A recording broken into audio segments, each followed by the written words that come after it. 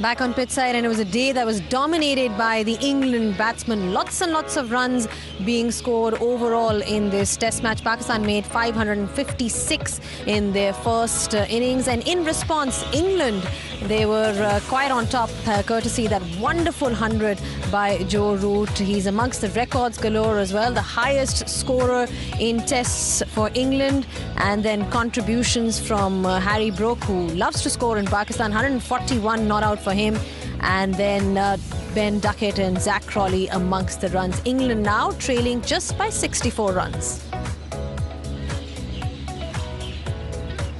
Well, what a wonderful day for England overall. They capitalized on the conditions here, and now in terms of the trail, it's only 64. So tomorrow's day is going to be rather interesting in how this test match turns around. But I've got a very, very special guest here with me who really set the tone at the top. Zak Crawley joins us on pitch side alongside David Gower. David, firstly, great day for England overall, you know, just exactly what they wanted, coming in, getting as close to Pakistan as possible, and not to forget Joe Root's special moment, you know, him becoming the highest run getter for England in tests. Yeah, there's a lot to admire from this man. We'll talk about him in a moment. But from the two who've made hundreds today, the way they've played, kept the run rate up throughout the day. I mean, Joe Root's records, we will hear a lot about over the next 24 hours, the celebrations, the new milestones he's reached. But it's the way they play. I mean, yes, it's a very good pitch. It's a very good pitch for batting on. You know, Pakistan ran out of ideas relatively quickly.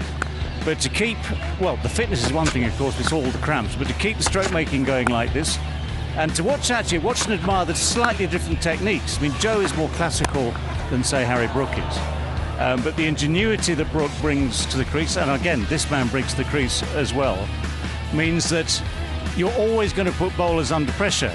Now, even though we accept there's a very strong balance in favour of the batsman, has been for 3 days on this pitch, even if you accept that, it's still a question of how hard you make it for bowlers, and England have that knack. Absolutely, they made it look easy, Zak. Of course, you set the tone at the top for England, but just a word on Joe Root as well, because he's definitely the story of the day. You've watched him in the dressing room, played with him as well, all these accomplishments and achievements over the years. What a story he has been for England cricket.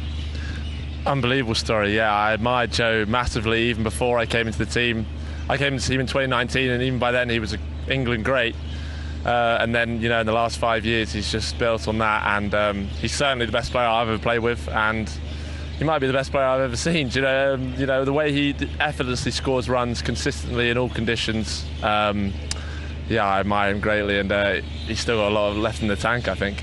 Absolutely. Well, just in terms of what we required from England, then Pakistan made 556, and you know, England coming out and batting positively the way we saw from you as well. You know, you showed a lot of intent right at the start. I mean, was that the plan, you know, capitalizing on the conditions that you've got here?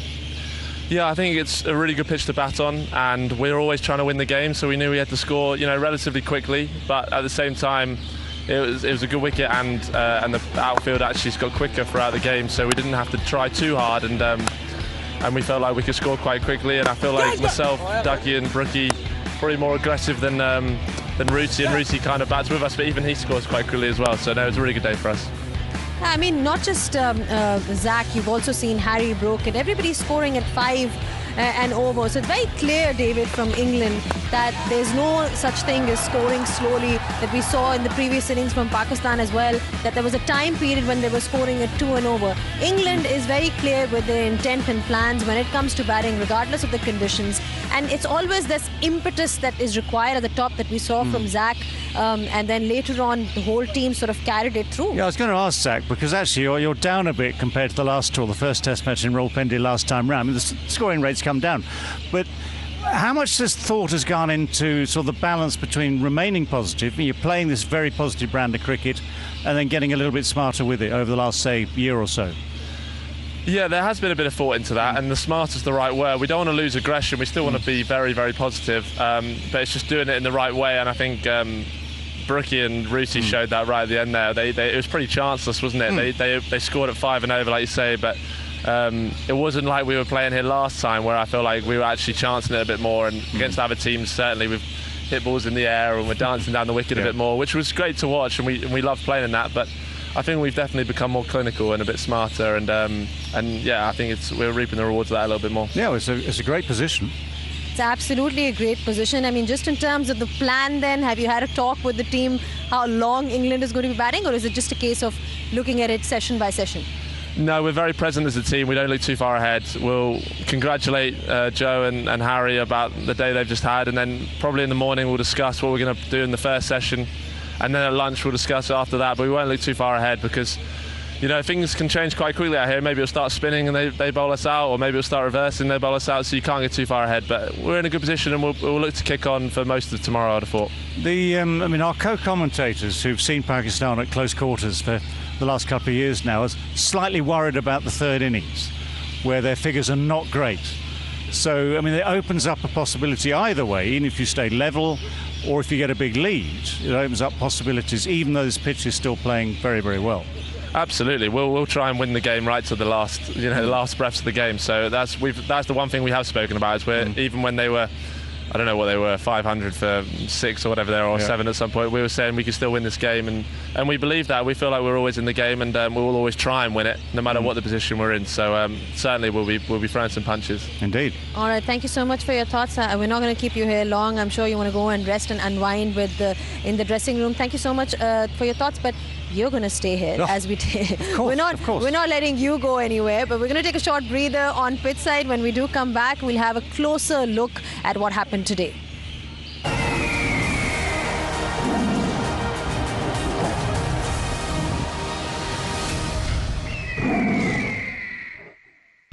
Back on pitch side, we've now been joined by Ramiz Raja. Ramiz, tough day for Pakistan. Overall, Pakistan bowlers struggled to take wickets. I mean, that's exactly what they needed if they wanted to get into a position of winning this test match. But that wasn't to be.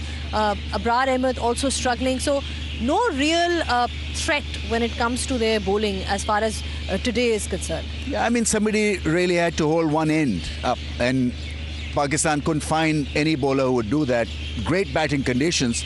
But you know, the fact is that Pakistan will be troubled not only by this bowling performance, but also with the way England have batted and batted aggressively to put them in a corner when it comes to batting in the last innings on day 4, day 5 pitch, because of late the performance in the 4th and 5th day has been pretty diabolical, to say the least. So, I mean, that would be troubling Shan Masood. What now? I mean, how to drag yourself out of this situation, which has been a demoralizing situation, into something of a happy moment for them when they go out to bat again, because it's a matter of survival now. And very few teams can have that feeling after scoring almost 600 runs. You know, they scored 600 runs and still felt that they were behind 8 ball.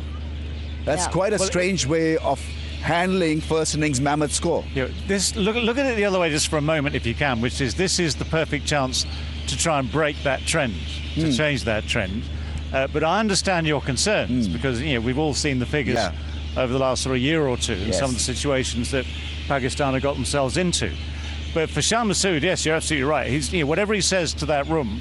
First of all, tomorrow there's more time in the field. Yeah, absolutely. Secondly, when they get the chance to bat again, then the people who got runs in the first innings need to capitalise on that form, and the people that didn't need to make up for it. The other point, David, is that, as we all know, played the game, that to go out there with a draw mentality, looking to draw the game, because I think that's a decision that probably will be forced by England on Pakistan. If they get a lead of 150, 200 runs, is never an easy option, because you're looking to defend, and that can drag you into a negative spiral. Yeah. Well, before we get there, Pakistan still has to get England out. I mean, you're talking about very little help from this wicket. We've seen so many runs being put together by England and Pakistan. Just a quick look at how things look for England today. What a partnership it's been by Harry Brook and Joe Root right at the top. 176 is what Joe Root is on. And Harry Brook, like we said, he scored about 500 runs the last time he toured Pakistan. And he sort of started off from where he left, 141 today as well. And there wasn't any point where it looked like this partnership is going to be breaking. The fantastic moment for Joe Root when his record came through. David, I'm sure his family, his friends, and the whole of England cricket and all England fans will be extremely happy with this achievement. Yeah, you're absolutely right. I mean, there's a smattering of England fans here to watch it live. There'll be plenty watching at home on the television. There'll be millions of Joe Root admirers who kind of been waiting for the moment because there was a sense of inevitability about it and the way he plays, the fitness levels, his age. I mean, he's got plenty of runs left in him. But just in this year alone, I mean, the number of records he's slid past with graceful ease just pile up and up. I mean, test hundreds, test runs. It's an extraordinary career so far, and there are plenty of years left in it as well. I mentioned earlier on air that his brother Billy's getting married today as well, so the Root family will be certainly breaking out the champagne back in Wales, I think, where the marriage is, where the wedding is. There won't be any here, because Joe still has work to be done. He still has things to do.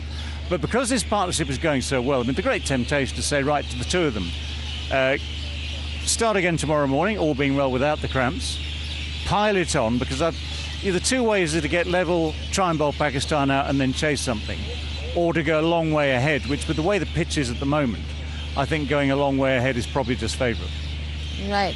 And you talk about Pakistan and their strategy, Ramiz. I mean, how should they regroup and come back tomorrow? It's important to discuss what their approach is going to be now. I think it's imperative for Pakistan to have a good environment in the dugout, because you just can't go down on day 4 because there's still a lot of effort that is required. I think to delay the inevitable, ask Abrar to once again maybe bowl from round the stumps into the pads. He bowled reasonably well to control the flow of runs. And also for Shaheen Afridi and, the other pacers to come to terms with discipline. I think they showed promise. Naseem Shah definitely with the second new ball. But because England had the rhythm and the form, even the good balls were put away. So you've got to think positive. Somehow you've got to get a couple of wickets in the first session to make England sweat just a little bit and delay that effort to declare the innings. From an England perspective then, David, they'd be looking to bat as long as they can. Like you said, sort of really get closer to that Pakistan total, which they certainly will, and then get a lead. Well, I mean, the thing about England is that they're very good at pushing a game forward. And if you've got men in this sort of form on this sort of pitch, then you're in the perfect position to keep the game moving forward. You haven't got time to waste. Even though there's 2 clear days, we've seen the way the cricket is played in this part of the world and on pitches like this. So the quicker they can push the game forward, the better for them. Therefore, they can construct a position with a big lead. Even then, I mean, the odds are, you should say, that Pakistan with their batting, the pitch I don't think is going to break up. It's not going to crumble. So even then, Pakistan have to just steel themselves and make sure no disasters occur, just to keep Ramiz, calm. But the big lead possibilities, I think, is still the best way for England. All right. Thank you so much for your thoughts, David and Ramiz. And there you heard it. It's going to be an interesting day's play tomorrow. Day 4 is going to be crucial with regards to this test match, and it will indicate where things are headed in this particular first test match that we have. Tomorrow, our coverage starts at 9:25 a.m. and we'll be coming live from Multan Cricket Stadium. Well, fantastic day for England. They definitely dominated all the proceedings, and there's plenty of action lined up for you tomorrow. Until then, it's goodbye from all of us.